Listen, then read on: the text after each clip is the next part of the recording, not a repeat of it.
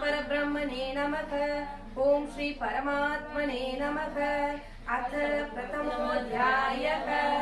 अर्जुन विषाद योगः। धृतराष्ट्र उवाच धर्मक्षेत्रे कुरुक्षेत्रे समवेतायुयुत्सवः मामका पाण्डवाश्चैव किमकुर्वत सञ्जय। सञ्जय उवाच दृष्ट्वा तु पाण्डवानीकं व्यूढं दुर्योधनस्तदा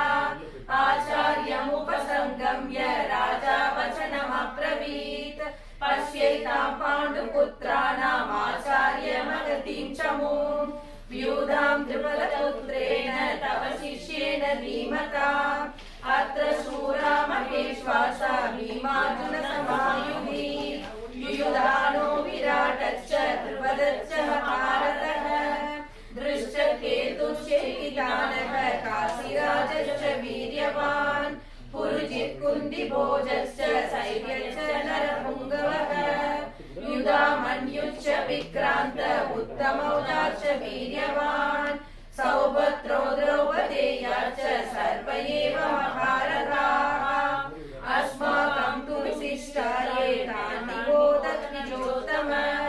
नायका मम सैन्यस्य संज्ञार्थं तान् ब्रवीमिते भवान् भीष्मश्च कर्णश्च कृपश्च समितिञ्जयः अश्वत्थामा विकर्णश्च सौमदत्तिस्तथैव च अन्ये च भगवत्सूरा मदत्ते त्यक्तजीविताः नानाशस्त्रप्रकरणाः सर्वे युद्धविशारदाः अपर्याप्तं तदस्माकं बलं भीष्माभिरक्षितम् पर्याप्तं त्रिगणे तेषां बलं भीमाभिरक्षितम् अयनेषु च सर्वेषु यथा भागमवस्थिताः भीष्ममेवाभिरक्षन्तु भवन्तः सर्व एव हि तस्य सञ्जनयन् हर्षं कुरुवृत्तपितामहः सिंहनादं विनद्योच्चैः शङ्खं तस्मौ प्रतापवान् ततः शङ्खाश्च भैर्यश्च पणवानगोमुखाः सहसैवाभ्यहन्यन्त ससप्तस्तु मूलोऽभवत् ततः श्वेतैः युक्ते मगधिस्यन्तने स्थितौ माधवः पाण्डवश्चैव दिव्यौ शङ्खौ प्रदत्मतुः पाञ्चजन्यं ऋषिकेशः देवदत्तं धनञ्जयः पौण्ड्रं दद्मौ महासङ्गं भीमकर्मा नृपोदरः अनन्तविजयं राजा कुन्तीपुत्रो युधिष्ठिरः नकुलः सहदेवश्च सुघोषमणिपुष्पकौ काश्यश्च परमेश्वासः शिखण्डी च महारथः धृष्टद्युम्नो विराटश्च सात्यकिच्चापराजितः द्रुपदो द्रौपदेयाश्च सर्वशः पृथिवीपते सौभद्रश्च महाबाहुः शङ्खां दद्मो पृथक् पृथक् सघोषोधार्तराष्ट्राणां हृदयानि व्यधारयत् नभश्च पृथिवीं चैव तुमुलोऽप्यनुनादयन् अथ व्यवस्थितान् दृष्ट्वा धार्तराष्ट्रान् कविध्वजः प्रवृत्ते शस्त्रसम्पाते अनुरुद्यम्य पाण्डवः ऋषिकेशं तदा वाक्यम् इदमाहमहीपते अर्जुनोवाच सेनयोरुभयोर्मध्ये रथं स्थापयमेच्युत यावदेतानि निषेकं योद्धुकामानवस्थितान् कैर्मया सह योद्धव्यम् अस्मिन् रणसमुद्यमे योत्स्यमानानवेक्षेकं यमेतेऽत्र समागताः धार्तराष्ट्रस्य दुर्बुद्धेः युद्धे प्रियचिकीर्षवः सञ्जय उवाच एवमुक्तो ऋषिकेशः गुडाकेशेन भारत सेनयोरुभयोर्मध्ये स्थापयित्वा रथोत्तमम् भीष्मद्रोणप्रमुखतः सर्वेषां च भीषिताम् उवाच पार्थ पश्येतान् समवेतान् कुरूनिति तत्र पश्य स्थितान् पार्थः पितॄनथ पितामहान् आचार्यान् मातुलान् भ्रातॄन् पुत्रान् पौत्रान् सखींस्तथा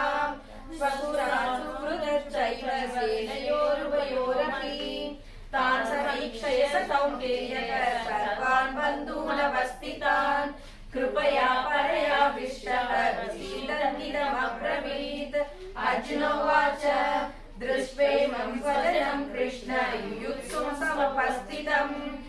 छिदन्ति मम गात्राणि मुखं च परिशुष्यति वेपतुच्च शरीरे मे रोमहर्षश्च जायते गाण्डीवं संसते हस्तात् वक्षैव परिदह्यते न च शक्नोम्यवस्थातुं भ्रमतीव च मे मनः निमित्तानि च पश्यामि विपरीतानि केशव न च श्रेयोनुपश्यामि हत्वा स्वजनमाहवे न कामेष्ययं कृष्ण न च राज्यं सुखानि च किं नो राज्येन गोविन्द किं भोगैर्जीवितेन वा येषामर्थे काङ्क्षितं नः राज्यं भोगा सुखानि च तर्हि मे स्थिता युद्धे प्राणां त्यक्त्वा धनानि च आचार्या पितरः पुत्राः तथैव च पितामहाः मातुला श्वशुरा पौत्राः स्याला सम्पत्तिनस्तथा एतान् न हन्तुमिच्छामि घ्नतोऽपि मधुसूदन अपि त्रैलोक्यराज्यस्य हेतो किं नु मयि कृते निहत्य धातराष्ट्रान्नः का प्रीतिः स्यात् जनार्दन पापमेवाश्रयो तस्मान् हत्वैतानाततायिनः तस्मान्नाथा वयं हन्तुं धातराष्ट्रान् स्वबान्धवान् स्वजनं हि कथं हत्वा सुखिनः स्याम माधव यद्यप्येतेन पश्यन्ति लोकोपगतचेतसः कुलक्षयकृतं दोषं मित्रद्रोहे च पातकम् कथं न ज्ञेयमस्माभिः पापादस्मान् निवर्तितुम् कुलक्षयकृतं दोषं प्रपश्यद्विजनार्दन कुलक्षये प्रणश्यन्ति कुलधर्मा सनातनाः धर्मे नष्टे कुलं कृष्णम् अधर्मो विभवत्युत अधर्माभिभव कृष्ण प्रदुष्यन्ति कुलस्त्रियः स्त्रीषु दुष्टासु वार्ष्णेय जायते वर्णशङ्करः शङ्करो नरकायैव कुलज्ञानं कुलस्य च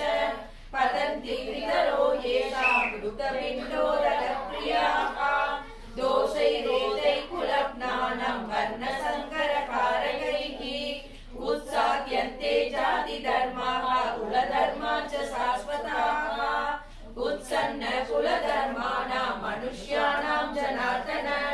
नरके नियतं वासः भवतीत्यनुशुश्रुम